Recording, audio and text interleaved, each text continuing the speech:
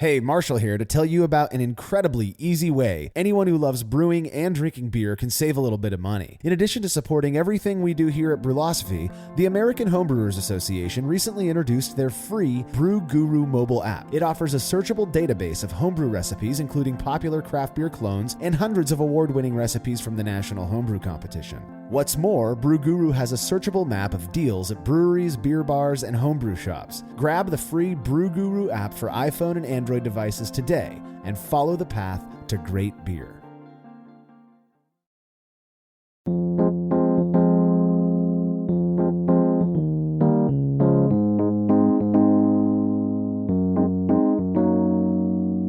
It may be difficult to remember in these days of super hazy juice bombs, but clarity used to be and for many still is a sought-after attribute in beer, with brewers employing various methods to ensure their finished product is as beautifully bright as it is delicious, one of which involves adding a curious ingredient to the boiling wort. This is the Brewlosophy Podcast. I'm your host, Marshall Schott, and today contributor Jason Cipriani joins me to talk about the role kettle findings have played in brewing, as well as some experiments we've done on the subject. I think for all of us, at least if you visited, a local homebrew store or even researching online, one of the first things that you are taught or at least read about is adding kettle findings, whether it's Irish moss or some of the other varieties available through various outlets. And kettle findings are something that, it may not be the most glamorous thing we cover, but compared to like something like mash temps or something like that, but it may or may not have a very important impact on the end of the beer, in not only in what it looks like, but how it tastes. Right. Well, the very first batch I made came with a little baggie of this brown, gross-looking stuff. Like you said, it's not it's not the most, not the prettiest of things, but right. And I was told that it was like, it was like from the ocean and all of this stuff, but that if you put it in your wort, you're going to have a clearer beers. And so everybody from the very beginning, every brewer I know started off, with a bag of Irish moss or a tab of Whirlfloc. Well, let me change that for you, because I only started using Whirlfloc maybe 5 batches ago. I, for whatever reason, thought there's no way that adding stuff in the boil is going to make a huge impact on the end quality and clarity of my beer. And so it wasn't until recently that I started actually using Whirlfloc. So I didn't start off doing it. I guess I felt like a bit of a rebel and didn't want to go down that road. The whole appeal to authauthty step that all of us go through. I just did not want to do it. And we'll get into it a little bit later, but the last 5 or 6 brews, I have used it, and I have noticed a bit of a difference.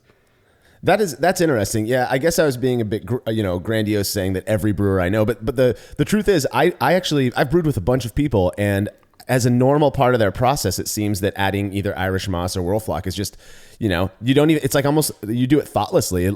I know I still use it and I don't even realize I'm doing it. It's part of the process, it's in the line of things that I do. So, we're going to get all into the impact that Irish moss and Whirlfloc and other kettle findings have. We're going to talk about some experiments. That's what this show's all about. But first, we want to remind people that HomebrewCon is right around the corner. It's going to be amazing. We're going to be there with our friends from Yakima Valley Hops, Mecca Great Estate Malt, and of course, Imperial Yeast at our humongous expo booth, which we just solidified our plans on. It's going to be so cool. You're going to walk right in and basically, bam, you're going to see us. It's going to be We're awesome. Going to be recording on the back of a truck. It's going to be so awesome. And hey, Jason, I know you're super excited for this. We just finalized our plans for our annual karaoke night. It's going to be Friday the 28th at 9 p.m., I believe, 9 or 10 p.m. We're not quite set on what time we want to start this thing at the Trio Club.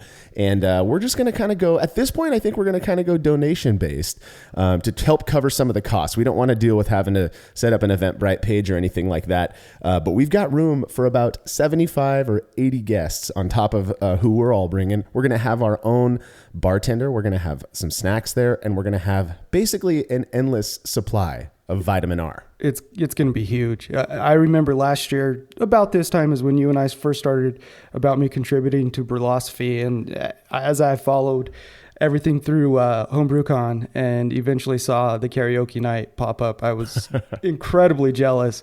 And seeing, the stage layout for what we have, the room you booked and everything that's going to go on this year, I cannot wait. And bonus points, if there is anyone who shows up with a choreographed routine, it needs to happen.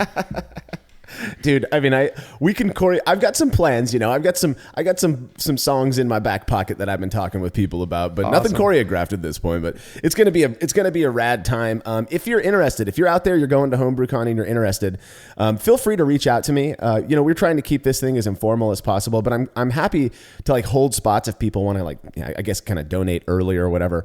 That's totally cool. I wish we could open it up to more people, but we really do only have about 75 spots, and I've heard from a ton of people who plan to be there.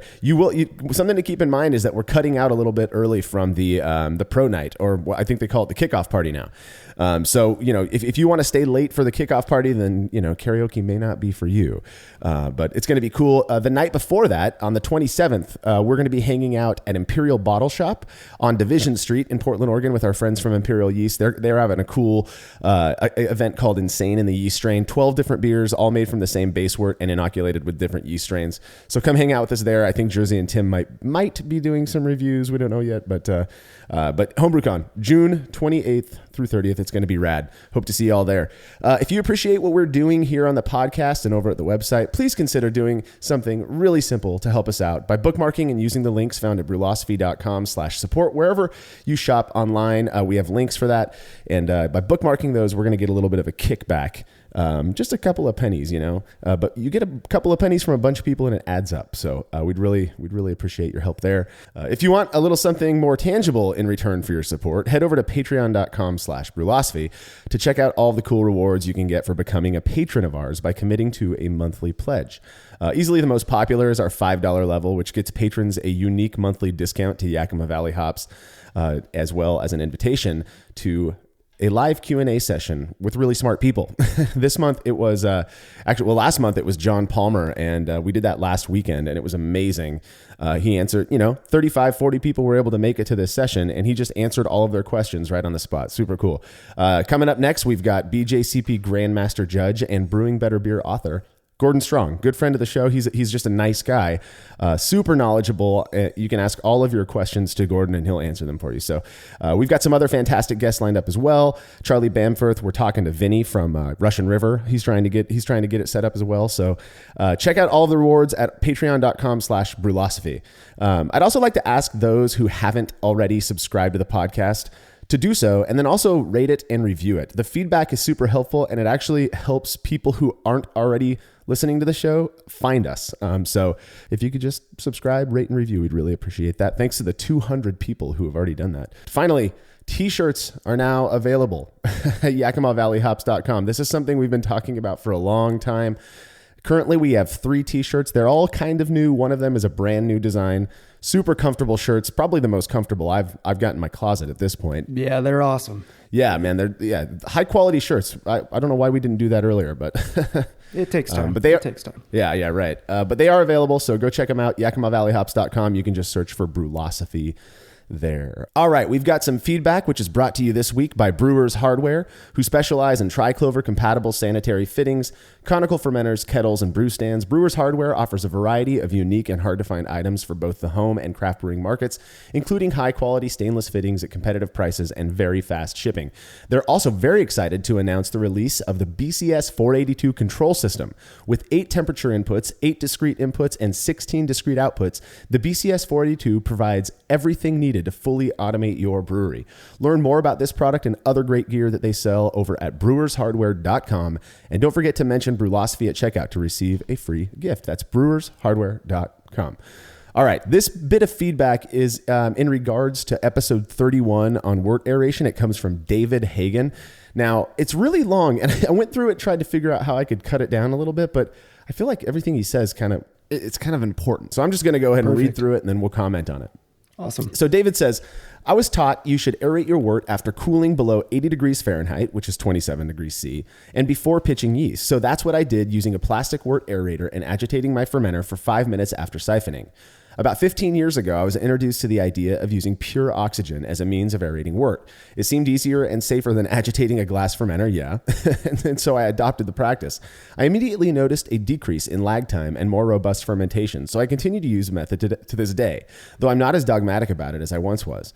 One thing I'd like to point out is that aerating wort was never touted as a means of changing the character of the finished beer, but rather reducing lag time and encouraging a robust fermentation, and thus decreasing the possibility of contamination and stuck fermentation. In your experiment cited, you would expect that, aerated or not, barring an infection, incomplete attenuation, or stuck fermentation, that the resulting beers would be subjectively and empirically the same. Another reason aerating produced non-significant results could be attributed to the vast improvement of ingredients, especially yeast. When I started brewing, dry yeast was considered inferior at best, and the only liquid yeast available seems to have had about 15 to 18 billion cells, and now Imperial is packaging 200 billion, he says. So the yeast we were using then may have needed all the help it could get, and aerating made more of a difference with lesser yeast. With today's yeast, it's probably just isn't necessary anymore. You guys certainly have given me something to consider. Since I have the equipment, unless I'm short on time, I'll probably continue to aerate just as insurance, at least until the O2 cylinder I have runs out. What do you think, Jason? Yeah, I mean, I think he's onto something there. Like we've talked about many times, and everyone on Brewlosophy has talked about, is just the improvement overall in quality of ingredients that we have. I think yeast is part of it, malt is part of it, and processes overall. You know, I mean, we're doing things a lot less complicated, I guess, or in depth as maybe they were doing when they first had to aerate wort. And I think David makes some great points, and it's kind of right in line with my thoughts as well, at least when considering wort aeration on the homebrew scale. Right. You know, just 20 years ago, the yeast options available to homebrewers, like he said, just weren't nearly as viable as they are today. Frankly, they kind of sucked. You know, in fact, in the Q&A that we did with Palmer, he was talking about this a little bit, like back, you know, just 20 years ago or so, the yeast that people were getting, you were basically doing everything you could to the wort to make sure that yeast did its job. And these days you don't have to worry about it nearly as much, you know? Yeah, I don't aerate at all. I never have. I mean, once in a while I'll give the fermentation vessel a quick shake before I pitch, just to, you know, there's never been really any rhyme or reason. It obviously is not introducing as much oxygen as a proper oxygen wand and, you know, hitting it with 60 or 90 seconds of pure O2. But I've never had any issues with you know, yeast taking off or fermenting out or doing anything like that. Yeah, same boat. I've never used Pure O2 in any of my beers and have never had an issue with attenuation. That being said, I can see why using Pure O2 on the professional scale, which I don't have any experience with, might be, you know, but it might be more necessary just partially because they need to do everything they can to sell that beer, to ensure that that's not going to be a ruined batch or whatever.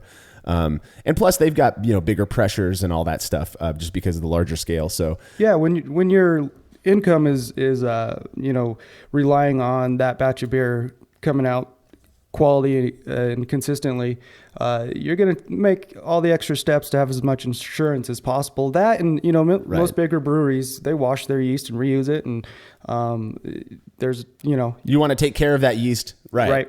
Yep. Yeah. Cool. Well, yeah, that's great. Great points, David. Thank you for sending that in. If you have any show feedback, you can send it to feedback@brewlosophy.com. Jason will receive that actually. Yeah. And now you can phone your feedback in. Check this out. We've got a phone number, a voicemail line that you can call and leave your feedback. And as long as you're not too vulgar, we may just play it back on the show.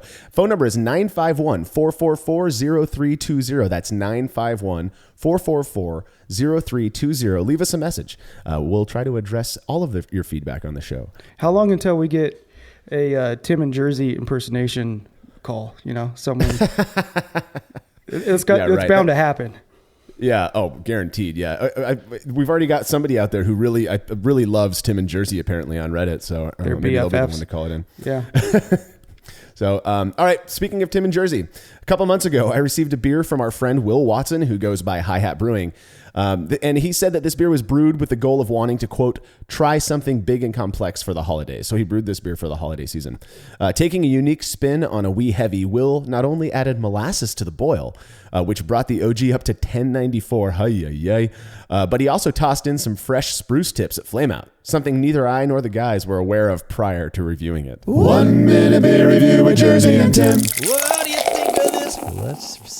It's not as dark as we're used to seeing. It's also not as light as we're used to. It's like middle of the road. It does not smell good. Well, that doesn't define things. 90% of what we do is watch each other sniffing beers. Nah, that smells great. What are you talking about? I demand an increased contract. I don't have to deal with this unprofessional buffoon over here. Whoa. Gosh. No, we're going to like it more when we drink it more. Well, Well, I'll tell you, the first impression, it's rough. it was pretty rough. There's all kinds of things going on. I don't know what to do. I feel like if I knew a lot about beers, I would like this beer. It would be a really good beer to be like, you don't like this? Well, you don't understand, you know chlorophyll and chlorophyll, because there's a lot going on that we don't understand in this one, dude. There is. And I don't want to understand it. Yeah, I understand enough to know it's not for me. I'm not going to finish this one. Yes, you are. You All right, are maybe totally going to maybe I finish will. that one. God, I don't even have it. It's like Taste that's leaving in my mouth is it's like varnish. you've eaten varnish. Oof, dude. I just like it. It's just It's not me. it's some new style that we've never even heard of. Ugh. I declare this a beer that I do not like. Ugh, my face is getting warm. I mean, it's not bad. Here, you can take. I'm not going to finish this. First off, you have to understand that these guys hate it when they don't like a beer. Even though I've explained over and over again that the people sending this stuff in are tough enough to take the truth and know what's going on. They expect that there's going to be, not every beer is going to be loved. They really were not digging this wee heavy at all. And watching them not like it was pretty damn funny. Again, I had to read up on the info Will sent me about the beer after reviewing it myself. I was completely unaware that he added spruce tips to it. And the first thing in my notes, so without even knowing how this beer was made, right? The first thing I wrote down was pine sol. So it came through. If the goal was to have that sprucey pine character, it certainly was there. Not only did the pininess come through, something fierce, but blended with the high ABV, it kind of gave the impression of like a cleaner, like pine sol. Yeah. So I sort of have to agree with Tim. While I've never tasted varnish either, it had what I would note as a solvent character. And that's a pretty common off flavor noted in beers during judging and whatnot. But I'm not sure it had anything to do necessarily with like fermentation issues. I just think it was the super high alcohol blended with that pine, the spruce tips. Yeah, that makes sense. Yeah, so those were my impressions. Definitely not my jam, Will. I hope you liked it, but that is not a beer that I could just sit and crush. Interesting though, and it was fun to review. Jason, you've ever had a spruce tip beer before? I was just thinking about that, and I can't recall ever having one. If I have, it was done well enough to where it wasn't solvent, and had all those issues. But no, I don't think I have. I heard from when Ray was up in Anchorage, Alaska a couple of months ago with Brian. Somebody had him eat a spruce tip, and he was expecting that pine, like a pine flavor. And apparently it was more like a sweet. He was completely shocked with the character that this spruce tip had. So it makes me wonder if, we're not using it properly down here. Because every time I've had a spruce tip beer, it tastes like I'm eating a Christmas tree, and that's not my jam. And that's what I would expect, Right. That flavor. Well, cool. If you want your beer or any other fermented beverage that you make reviewed by Jersey and Tim, you can hit me up, Marshall@brewlosophy.com, and we'll get you all set up. We've got to take a short break. When we come back, the focus will be on Kettle Finings.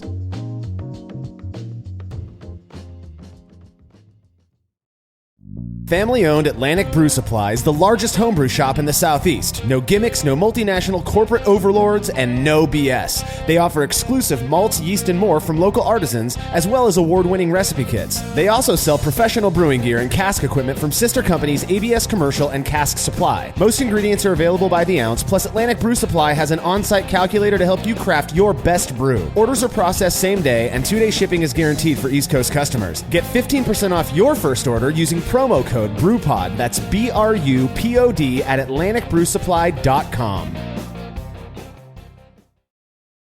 When dumping wort-soaked grain in leftover low-gravity wort while cleaning up after a brew day, did you ever wonder what your true efficiency would be if that wort made its way to the kettle instead? Using the brew bag, a fabric filter for all mash tuns and brewing methods, allows you to capture every last drop of wort. Not only does this increase kettle efficiency, it lowers your grain bill, which saves you money. Throwing wort in the trash is like dumping a 12-pack down the drain and just doesn't make sense. Use the brew bag and leave no wort behind. I've been using these filters for a long time and recommend them to everyone. I never have to worry about a stuck sparge, and cleanup is fast and easy. Go grab yourself a brew bag fabric filter at brewinabag.com and be sure to use code TBP17 at checkout to get a discount on your order.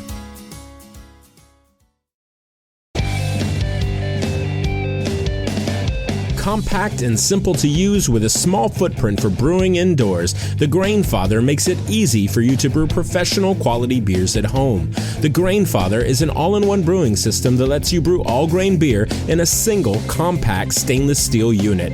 It uses an electric heating element and pump to maintain a constant temperature and to circulate the wort during the mashing and cooling stages. It also comes with a counterflow chiller to reduce chilling times and produce high-quality wort. And now, with the addition of their conical fermenter, the Grainfather takes things one step further by offering homebrewers state-of-the-art temperature-controlled fermentation just like commercial breweries use. And with the Grainfather Recipe Creator and Connect app, you can easily design a recipe, sync your brewing system with your phone, and then just sit back and relax as the app takes over and assures that you maintain your scheduled mash temps and boil schedule. Head to Grainfather.com to purchase your all-in-one brewing system today and to sign up for their free recipe creator tool. Once more, head on over to Grainfather.com, that's Grainfather.com, and get started today.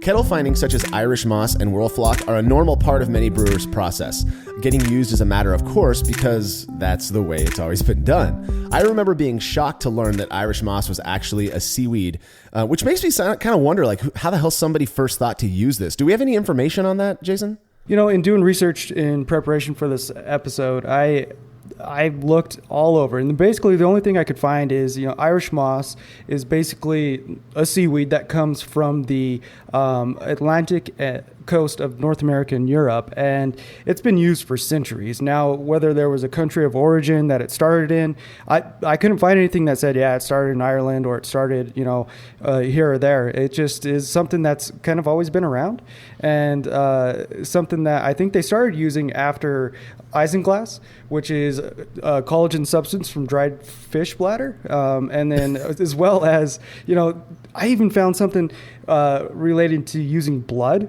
as a fining agent. Specifically, it was ox blood, but it was primarily used in wine and not beer. But at some point, it was used in beer. It's so weird. I mean, like, I think about this kind of thing with so many aspects, not just with brewing, but kind of in life. Like, who was the first person who thought, man, I'm just going to throw some of this weird fish bladder stuff, and I'm just going to throw that? Like, who in their right mind thought that would be a good idea? And then it turned out to kind of work for them, right? Like, it produced this clearer beer.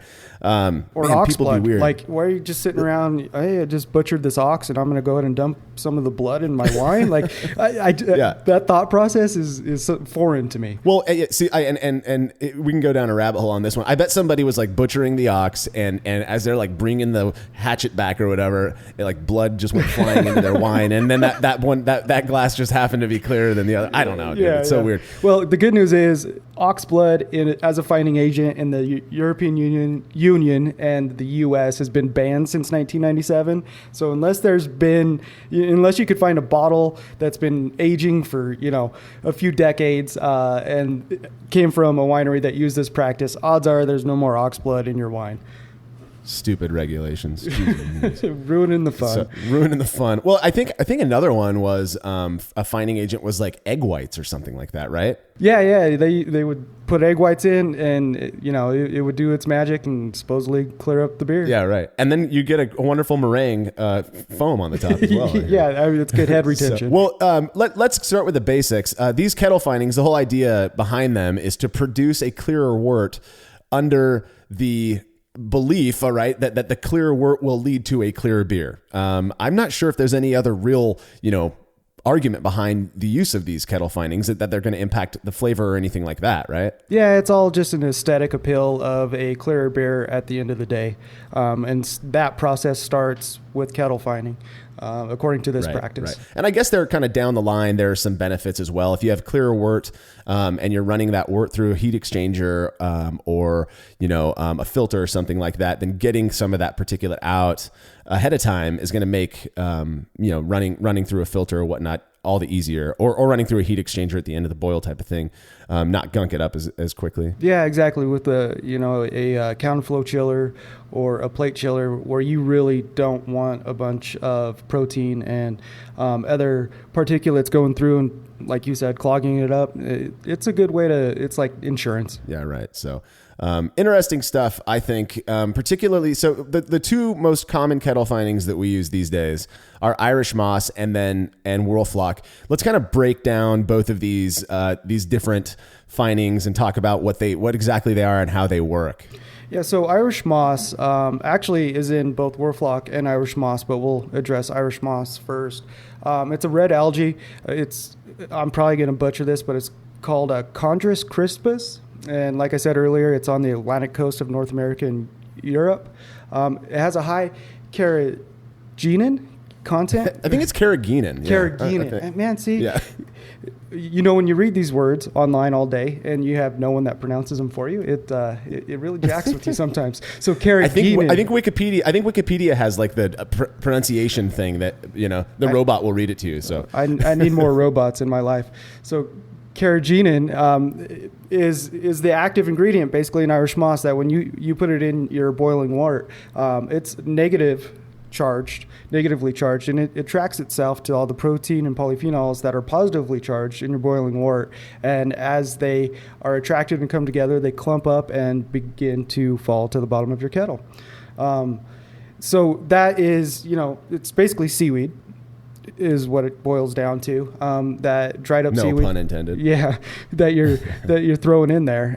Whereas Whirlfloc is a proprietary blend of Irish moss and purified kappa carrageenan, which kappa carrageenan is the same active ingredient from Irish moss. So you're taking Irish moss plus a purified version of the active ingredient from Irish moss, and it's put together with like a wax binder into these tablets, and I'm sure most of us have seen them. They're real easy to break apart, and that's what you use for kettle finding with Whirlfloc. You throw that tablet in, 10, 15 minutes left in the boil, and it comes apart really fast and starts doing the same thing as Irish moss does, just it's kind of like on steroids. Bigger breweries, I think the commercial side, they use a loose powder instead of the tablets. Right. Yeah. You'll see some places that sell Whirlfloc T, which is the tablet form, and then some places sell Whirlfloc G, which I believe is like the loose form. But Irish moss, this red algae, this stuff is super cheap. Like I think I bought 3 pounds of it, or maybe it was just a pound of it, like 5 years ago, and I'm barely halfway through this. I use like 6 grams in a 5-gallon batch. And, but then I also, I'll throw in tablets of Whirlfloc into my more beer cart just to get to the $59 free shipping. So I've got a crap ton of Whirlfloc as well. So, which one to use, I guess it just boils down to whichever one I grab first. But, right. It's interesting. Anyone who's ever used Irish moss or Whirlfloc has witnessed, you add this stuff. Typically in the last 15 minutes of the boil, we can talk a little bit about when to add it as well, because that was an issue that came up a couple years ago in a conversation I had, actually, like about timing of adding kettle findings. But anybody who has ever added them has witnessed, the very quick clumping together of those proteins, and right, like within 2 minutes of adding the stuff. I mean, it really does. That's where your egg drop soup, and Exactly. it really does seem to have that effect. So, and then the idea being that those bigger clumps are going to fall out of solution quicker, and then you can rack that clear wort off the top of that trube, that kettle trube now, and get that clear wort into your fermenter, which is said, again, not only to lead to, a clearer beer, but apparently, there's some argument. We've got a kettle trube episode out there, and we're doing more experiments on kettle trube, it being in the fermenter. But there's some argument that being on that trube for too long can have negative impacts on flavor and aroma and whatnot. So that really is kind of the main purpose of these findings. Yeah, and I personally use Whirlfloc. I think I've did the same thing as you did, bumped it up to get free shipping for more beer. I figured, why not? Might as well take the plunge and start using it and see what it's all about. And it was amazing. The first time I used it, I watched it just as you said. The top of the boil started turning into egg drop soup, and you could see these little particles fall into the bottom of the boil kettle. It happens so fast. As far as timing goes, when do you usually add yours? Well, so when I first started brewing, the typical recommendation was to toss it in with 15 minutes left to go in the boil, and that was pretty common. I would see that recommendation in recipes online and whatnot for a long time. Well, a couple of years ago, I was talking with somebody. I think I had read it on Homebrew Talk or something like that. Somebody saying that it actually works better if you add the kettle finding, whether it's Whirlfloc or Irish moss, in the last 5 minutes of the boil and is close to 2 minutes left in the boil. Wow. And the idea being that if you add it too soon, you're going to get that clumping, but then the vigor of the boil will actually break those clumps apart, and you're kind of defeating the purpose of the Irish moss. And it made sense to me. So I started, just a few years ago, started tossing in my kettle findings anytime within the last 5 minutes. So if I have a hop addition that's between 5 minutes and 0 minutes or flame out or whatever, I've done it at flame out even, and you still see that clumping. In my experience, you don't even need that strong boil. You just need a little, stir it up and that hot liquid. And it really does seem to have the effect of just clumping up and dropping out. Yeah, I read a little bit about this whole 5 minute, 10 minute, 15 minute debate. And from what I read is the longer it's in the boil, not only does the vigor of the boil have a chance of breaking up the clumps that have formed, but it also can break down the proteins that or the active ingredient that's in the Irish moss and the Whirlfloc to the point where they no longer are extracting the positive charged proteins to clump up with them. So it wasn't a definitive thing, but it was a debate going on of even the manufacturer of Whirlfloc was saying, wait till around the 5 minute mark to drop it in. Right now, I've been doing it around 10 minutes. It seems to be working okay. I purposely, with the last 5 batches or so that I've used this on, I have not fined with gelatin, just to see if the end beer, not only the wort, but the end beer was a little bit clearer, and it actually clears up pretty fast just using Whirlfloc, which has been kind of interesting. Yeah, definitely, and we'll get into that more as we discuss the experiments we've done with these things. Another thing to consider is how much of this stuff to use. I have a buddy in town here who I think he might have had a few too many during his brew day. And rather than I think the common recommendation is like 1 teaspoon of Irish moss per 5 gallon batch, or like a half tab of Whirlfloc. Yeah, half tab. Which can be kind of a pain in the ass to if you're a nut like me, you want to get exactly half. So I actually, when I use Whirlfloc for a 5 gallon batch, I weigh out how many grams the Whirlfloc tab is, and then I kind of shave off exactly half of that, because that's how I am. Yep. I just crack it in half and say, good enough. Yeah, well, you know what? Some of us can't do that, okay? So my buddy ends up I think he tossed in like 3 tablespoons. I don't know what happened. But I didn't get to try the beer, but as he's serving it to people, they're like, why does this taste like the ocean? They had that kind of, so, this is definitely not one of those, the more you use, the more benefit you get out of it sort of things. You really don't need that much. I mean, right. Like I said, for a 5 gallon batch, when I'm using Irish moss, which I keep in like a container out in my garage, I just pick it up with my fingers about a little, looks like a teaspoon or so, measure out 5 to 6 grams, and I put that in with my final hop addition into the boil, and that's all you need. And with the Whirlfloc, the thing about the Whirlfloc is that it dissolves sort of slow if you toss the tab in, right? Yeah. So you need to add that with, I think at least, with a little bit of time left in the boil. 5 minutes is good enough. And what I'll typically do is I kind of crush it up into a powder, so I don't have to wait for it to get dissolved. That makes sense. It takes a little bit of time for that wax binder to break down and release it.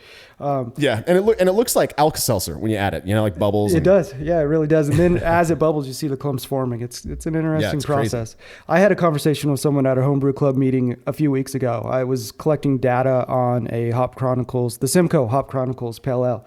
And it was really clear by the time I was serving it and everything. It still had a bit of a haze, not as much as if I would have fined with gelatin later on.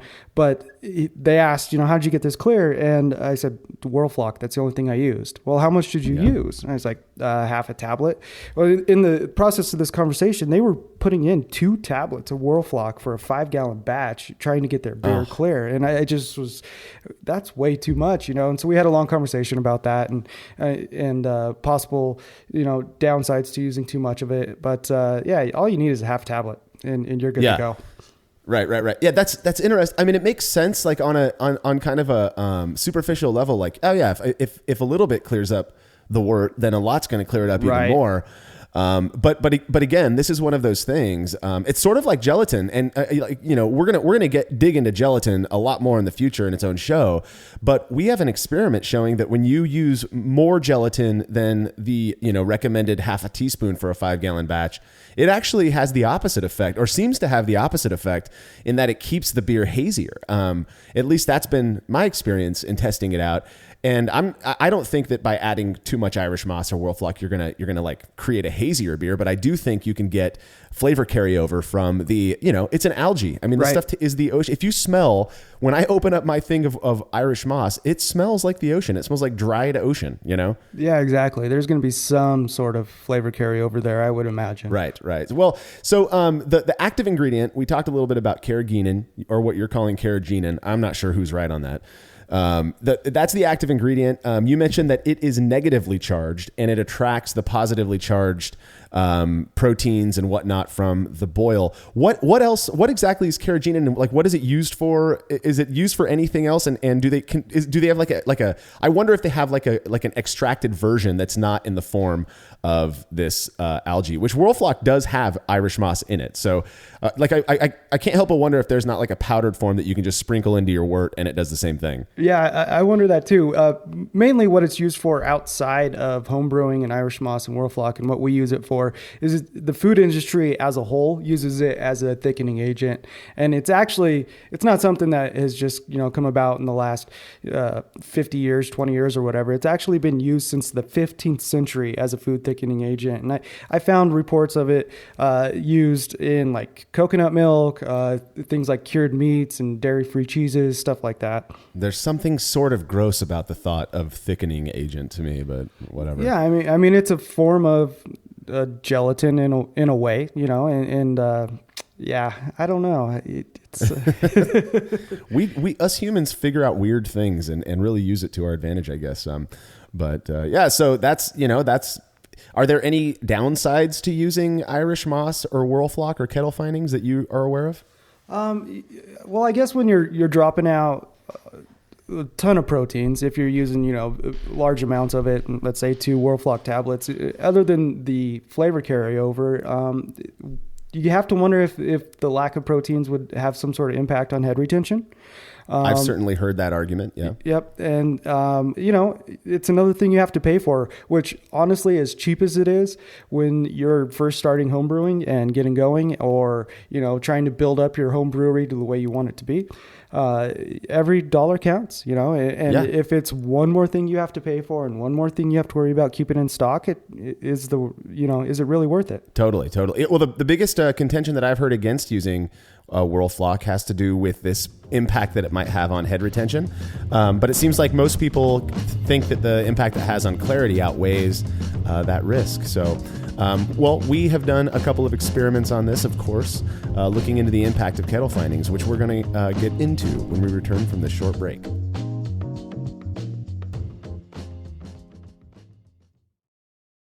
After a long brew day, the last thing I want to do is waste more time chilling wort. I've tried so many different options, and ultimately I settled on the super efficient immersion chillers made by Jaded Brewing. With the King Cobra and Hydra, I'm able to chill my entire batch of wort from boiling to just a few degrees above groundwater temperature in as little as 6 minutes. If an immersion chiller is right for your brewery, then do yourself a favor and check out all of the rad options Jaded Brewing has to offer at jadedbrewing.com, and be sure to let them know Brewlosophy sent you. Shopping for brewing supplies online can be a real hassle, which is why we recommend Love to Brew. They've got great prices, super fast shipping, and they carry exclusive products like East Coast Yeast, the Brewers Essentials brand, and their award-winning beer recipe kits. They're also the only place you can pick up your very own Brewlosophy recipe kit. The numbers don't lie. Love to Brew has hundreds of 5-star reviews and thousands of brewers are choosing them for their supplies and ingredients each year. Experience the difference at lovetobrew.com. That's love, the number 2, brew.com. As every brewer knows, the best beer requires the best hops, which Yakima Valley Hops provides fresh from the source to brewers around the world, carrying everything from classics like Cascade to modern favorites like Galaxy and Mosaic, as well as other ingredients and gear. Yakima Valley Hops has it all. And don't forget to check out their new podcast, The Late Edition, where the YVH crew goes into depth on our favorite plant with industry experts. Head over to YakimaValleyHops.com now to see all they have to offer and subscribe to The Late Edition wherever it is you listen to podcasts. Founded in 1978 by brewing pioneer Charlie Papazian, the American Homebrewers Association is a division of the Brewers Association focused specifically on protecting and promoting the hobby of homebrewing. In addition to their work lobbying for the rights of homebrewers across the country, they're also the primary sponsor of Brewlosophy.com. By joining the AHA, not only are you supporting their cause, but you get a ton of benefits as well. Discounts at breweries across the U.S., early access to tickets for events like the Great American Beer Festival, and you get to attend HomebrewCon, the world's biggest gathering of homebrewers. Head over to Brewlosophy.com/AHA now to sign up to become a member.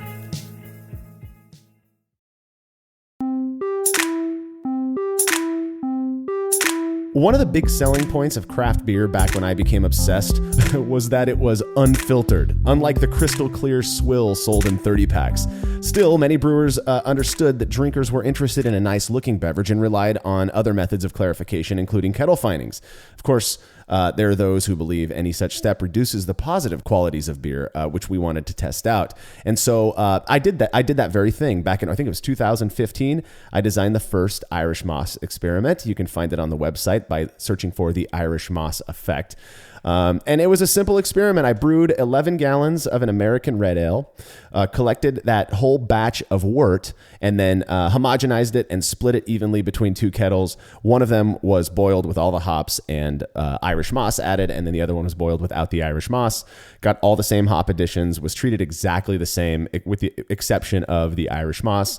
And I think I used exactly 5 grams, about 1 teaspoon of Irish moss that I tossed in with 10 minutes left to go in the boil, and the other one received nothing. Yeah, I'm looking through the pictures here on the post, Marshall, and it looks like you have the Irish moss carboy on the left and the no Irish moss on the right.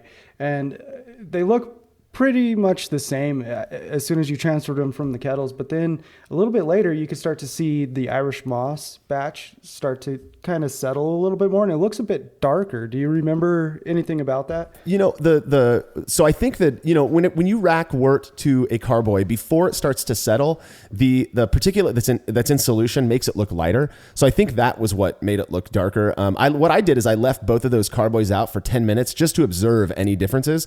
And sure enough, like you're noticing, the Irish moss wort definitely dropped clearer than the wort that didn't receive any of the fining. That makes sense. I mean, after just 10 minutes, there was this hardy layer of trub at the bottom of the Irish moss carboy, while the other one looked almost unchanged.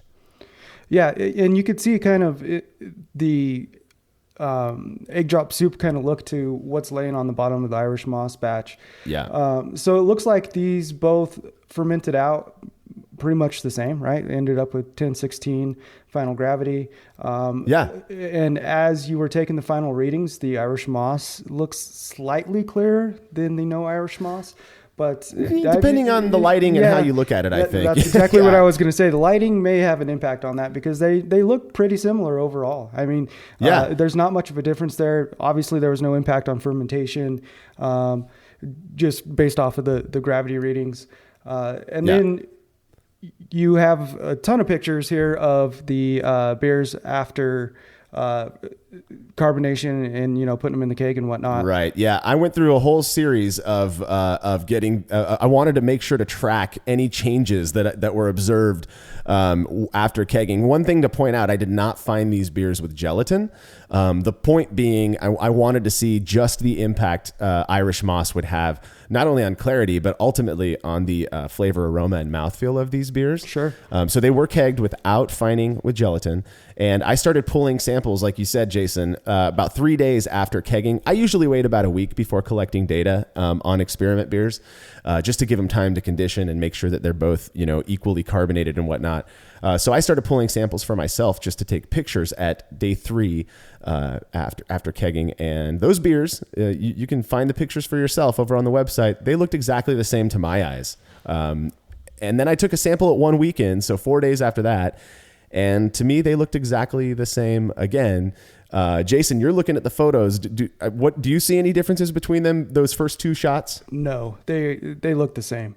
This is one of my theories at this point. I'm going, okay, the Kettle Fine, the Irish Moss batch isn't different at this point. At 1 week in, like when I started collecting data was 1 week in, right? Right. I think it was about 1 week, maybe 10 days or something like that. And I'm thinking, why is this not clear? The wort was so much clearer than the one that didn't receive any Irish moss. What could be the reasons for that? And I started kind of formulating these hypotheses. One of them is that, the yeast that I use, which was the Safale US05, isn't necessarily known for being super flocculent. So, and that's in my experience using that yeast in the past. It can take 2 or 3 weeks for the yeast to start dropping out and the beer to start to clear up. So I kept on going and taking more pictures of these beers side by side. At 2 weeks post kegging, the beers were very similar, but I did start to notice that the Irish Moss one was starting to look a little bit clearer, kind of on the edges. You could see through the beer a bit. And then by 3 weeks, the 3 weeks after kegging, to me at least, the Irish Moss beer was noticeably less hazy. Yeah, absolutely. Like you said, I'm looking at the pictures right now, and I see the same thing you did. And I think you used US05 on purpose, right, for this experiment, because it was a less flocculating yeast, and you wanted to see what kind of impact it was. But not only that, because it's a pretty popular yeast that homebrewers use. That was the main thing, is how popular that yeast is.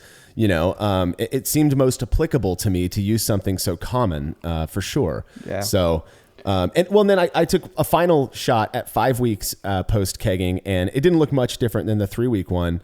But there's a clear difference. They are different. Exactly. Yeah, they were definitely different. And something I really wasn't expecting was that the beer fined with Irish Moss actually had surprisingly better foam formation and retention, which you can see in the pictures. Yeah, absolutely. And since using it, as I've gone back to a few times, I've seen the same thing as well with the beers I made with it. Now, I haven't made a side-by-side batch or anything like that, just observation on my end. My head retention has seemed to be a little bit better after having used Whirlfloc. So, which is super interesting, because the argument that I heard, like as a reason not to use it, was that it would negatively impact, head retention and whatnot. And it seems to do exactly the opposite. That it has this, at least from this experiment and in our personal anecdotal experiences.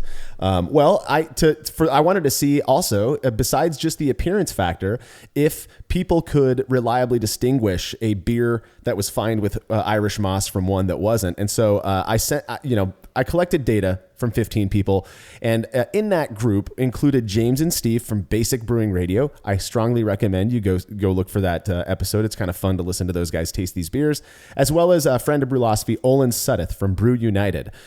So they were included in the participant panel, 15 people. At that number of participants, we would need 9 in order for us to reach statistical significance. We would need 9 of them to identify the unique sample.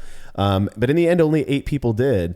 So 8 out of 15, barely over half, but not, doesn't reach that threshold for significance. So we couldn't say with any, confidence that people could reliably tell these beers apart. Now, I do think James and Steve felt that they were both different and were pretty confident about it, but they also, if I recall correctly, I think they drank them out of clear glasses. Yeah, so I just went back and listened to that episode, and they were able to pick it off right away, but they were drinking out of clear glasses. And because of, in the pictures we've demonstrated, there was an observational difference here. It's not hard for them to pick the right one, or at least tell them apart, Right. Well, despite knowing that there was a clarity difference myself, when I was blind to the appearance, I was completely unable to tell these beers apart based just on flavor and aroma and mouthfeel. Even after 5 weeks in the keg, I kept doing this one over and over and over and having my wife serve them to me, and I could not tell them apart. And it's, I think that's an interesting thing. If when I can see that there is a observable actual difference between two things, Right. my brain says, okay, they're going to taste different. That's just the way things work. You know, I feel like as humans, we do that. And the fact that I knew these beers were freaking different, and when that was hidden from me, I couldn't tell them apart. That's always such a weird and unique experience for me. Yeah, I agree. And I think it goes to show a lot why homebrewers especially, we don't have all this fancy equipment to filter out beer and get it clear. We're always chasing better ways to clear our beer up, because if it looks better, our minds are going to tell us it tastes better. Isn't that the truth? And when it looks super hazy and muddy, like our minds might work in the opposite direction. No, I may not agree 100% with that, but yeah, you're heading down the right path. You just don't want to get in trouble, Jason. That's, I like Brian. Brian's my friend. Right. So what do these results tell us? Basically, what I gleaned from it was that Irish moss affects clarity over time and doesn't seem to have much of an impact on other beer characteristics. And that's really, I mean, that's all I got from this. It does seem to have an impact on foam formation, which I thought was pretty neat. Yeah. So as an aside, for shits and giggles, at the end of this experiment, once all of the data was collected, I decided to find both of the beers, whatever was left over, with gelatin just to see what would happen. And you know, if you go look at the pictures in that article, they both maintained a pretty hearty haze. I mean, they weren't clear, you know. No, yeah. Within about 2 days after adding gelatin to both of the kegs, they were crystal clear. I mean, the gelatin just cleared them right up. So I thought that was pretty interesting. Makes me wonder. I mean, you have to remember, one of those batches didn't have Kettle Finings in it, and it still cleared up with gelatin. So, you know, there's that argument, like maybe you don't. If you're gonna fine with gelatin or biofine or Clarity Firm, something like that, maybe you don't. You know, the Kettle Fining is kind of a moot point. Yeah, one or the other or both, whatever. Yeah, interesting. So, the other thing is that perhaps the Kettle Fining would work faster with a more flocculent yeast strain, working together to create a clearer beer. For example, something like Imperial Yeast's AO2 Pub Ale, which I'm pretty sure is the fuller strain. I've used this strain many times over the last year, and similar to my experience with all Imperial Yeast, fermentation was quick to start, vigorous, and produced the beer I expected, thanks to the 200 billion cells of pure yeast packed into each pitch-right pouch. If you haven't tried Imperial Yeast yet, you're late to the game. These dudes care just as much about homebrewers as they do everyone else, and they're doing rad things for the hobby. Go check them out and everything they have to offer at imperialyeast.com. You will not regret it. That was an incredibly smooth segue. That was thank you. Top notch. That one took forever for me. People love these live read ads too. So it was awesome. The thing is, I do love Imperial Yeast. Like it's not like they're, you know, anyways, go try Imperial Yeast. it is the best I've ever used. Yeah. I'm fully on board with that. They're awesome. So the second experiment that we've done on this was focused, rather than being on Irish moss, on Whirlfloc. And I believe Jake brewed an English bitter for this one. Yeah, it looks like he brewed not best yet strong bitter. So maybe it was a work in progress. He brewed 2 identical batches, same hop addition, same fermentation schedule, water profile, all of that. One batch got roughly half a Whirlfloc tablet, where the other batch did not. Looking through these pictures here, it looks like he took some pictures of the actual boil kettle with the fining and no fining agents, with Whirlfloc and no fining. And there's a pretty stark difference in those pictures there, where between the two, with the Whirlfloc looking quite a bit different. Yeah. Oh my gosh. It like we keep saying egg drop soup, but that one that has the Whirlfloc tab in it looks like something you would scoop out with a ladle and eat, you know? Yeah. And kind of making me hungry. Both batches actually had the same OG of 1056, and they fermented out with the no fining batch finishing at 1014. The Whirlfloc finishing slightly lower, 1013. Not really that big of a difference. And you can't really see, at least right before he started cold crashing and carbonating the beers, you don't really see much of a clarity difference in his pictures. Yeah. And when he was taking his hydrometer measurements at the very beginning, he left those his hydrometer tubes out for a bit.